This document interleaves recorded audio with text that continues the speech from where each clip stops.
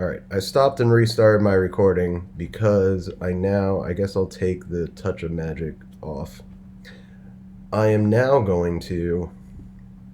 There's another story that I just want to read because I want to read a little bit more, but I don't want to do another chapter of that book.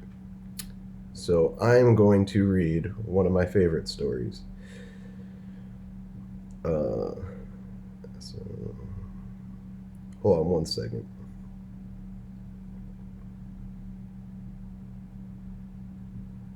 So I'm going to read the. So this is one of my favorite stories. It's about the SR-71 Blackbird by one of the people who were one of the few pilots to ever fly it. There's only about 100 people who ever flew an SR-71 Blackbird.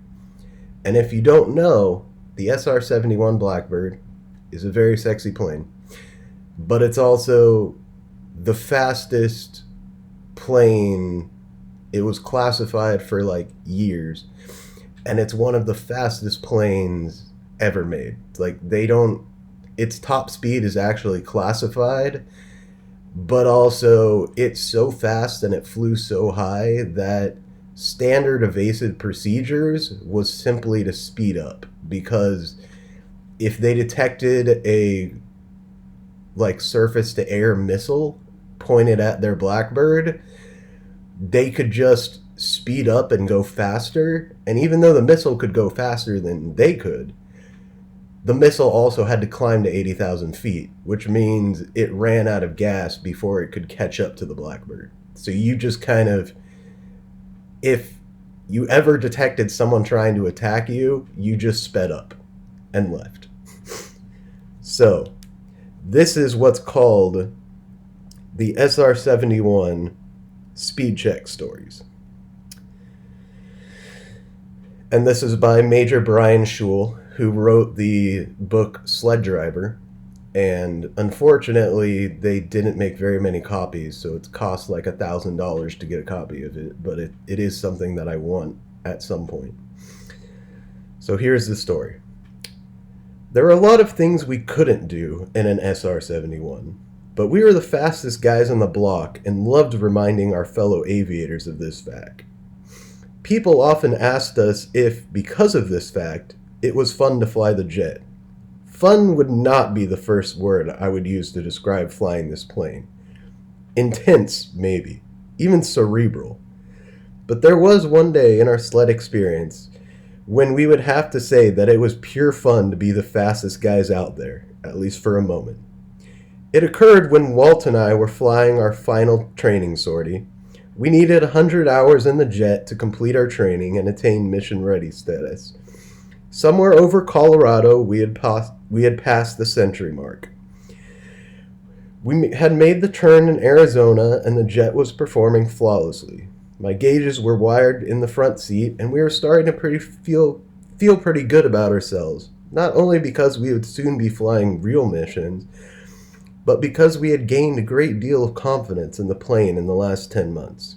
Ripping across the barren deserts 80,000 feet below us, I could already see the coast of California from the Arizona border.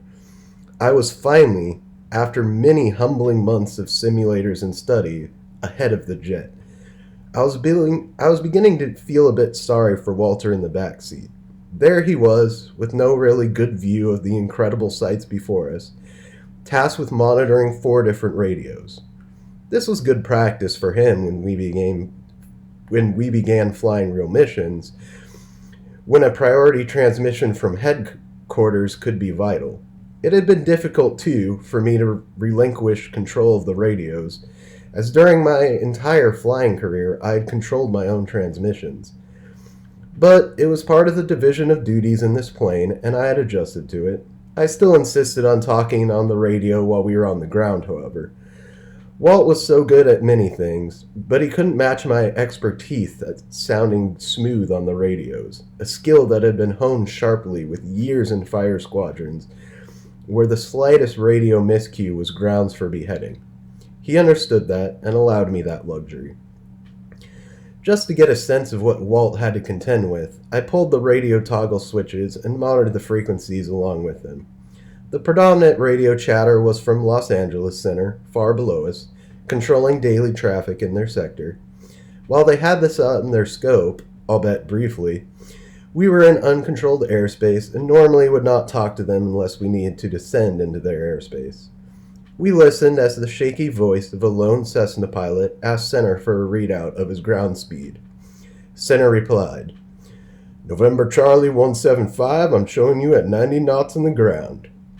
Now the thing to understand about Center controllers was that whether they were talking to a rookie pilot in a Cessna or to Air Force One, they always spoke in the exact same calm, deep, professional tone that made one feel important. I referred to it as the Houston Center voice. I've always felt that after years of seeing documentaries on this country's space program and listening to the calm and distinct voice of the Houston controllers, that all other controllers since then wanted to sound like that, and that they basically did. It didn't matter what sector of the country we would be flying in. It always seemed like the same guy was talking. Over the years, that tone of voice had become somewhat of a comforting sound to pilots everywhere. Conversely, over the years, pilots always wanted to ensure that, when transmitting, they sounded like Chuck Yeager, or at least like John Wayne. Better to die than sound bad on the radios. Just moments after the Cessna's inquiry, a Twin Beach piped up on frequency in a rather superior tone, asking for his ground speed. "I have you at 125 knots of ground speed." Boy, I thought, the Beechcraft must really think he's dazzling his Cessna brethren. Then, out of the blue, a Navy F-18 pilot out of NAS Lamar came up on frequency. You knew right away it was a Navy jock, because he sounded very cool on the radios. "Center, Dusty 52, ground speed check." Before Center could reply, I'm thinking to myself, hey, Dusty 52 has a ground speed indicator in that $1 million cockpit, so why is he asking Center for a readout? Then I got it. Old Dusty here is making sure that every bug smasher from Mount Whitney to the Mojave knows what true speed is. He's the fastest dude in the valley today, and he just wants everyone to know how much fun he's having in his new Hornet. And then the reply, always with that same calm voice, with more distinct alliteration than emotion, "Dusty 52, Center, we have you at 62 on the ground." And I thought to myself, is this a ripe situation or what?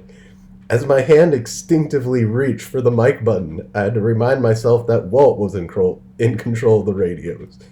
Still, I thought, it must be done. In mere seconds, we'll be out of the sector and the opportunity will be lost. That Hornet must die, and die now. I thought about all of our sim training and how important it was that we developed well as a crew, and knew that to jump in on the radios now would destroy the integrity of all that we had worked toward becoming. I was torn. Somewhere, 13 miles above Arizona, there is a pilot screaming inside his space helmet. Then I heard it. The click of a mic button from the back seat. That was the very moment that I knew Walter and I had become a crew. Very professionally, and with no emotion, Walter spoke. "Los Angeles Center, Aspen 20. Can you give us a ground speed check?" There was no hesitation, and the reply came as if it was an everyday request. "Aspen 20, I show you at 1,842 knots across the ground." I think it was the 42 knots that I liked the best. So accurate and proud was Center to deliver that information without hesitation, and you just knew he was smiling. But the precise point at which I knew Walt and I were going to be really good friends for a long time was when he keyed the mic once again to say, in his most fighter pilot-like voice, "Ah, Center, much thanks. We're showing closer to 1900 on the money." For a moment, Walter was a god. And we finally heard a little crack in the armor of the Houston Center voice. When LA came back with, "Roger that, Aspen. Your equipment is probably more accurate than ours. You boys have a good one." It had all lasted I'm sorry, I'm laughing too hard. It had all lasted for just moments, but in that short, memorable sprint across the Southwest, the Navy had been flamed, all mortal airplanes on frequency were forced to bow before the king of speed, and more importantly, Walter and I had crossed the threshold of being a crew. A fine day's work. We never heard another transmission on that frequency all the way to the coast. For just one day, it was truly fun being the fastest guys out there. Okay, I'm crying laughing now. Anyway, I had to read that story because it's fantastic. So I hope you all have a good day. And yeah, just have a good day.